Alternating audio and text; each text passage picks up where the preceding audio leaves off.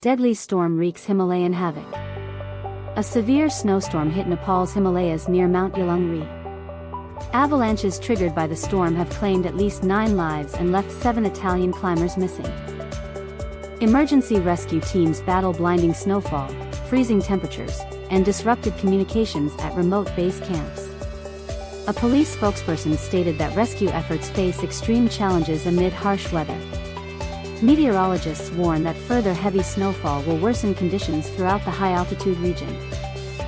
The disaster not only devastates lives but also highlights the mounting impact of climate change on mountain expeditions.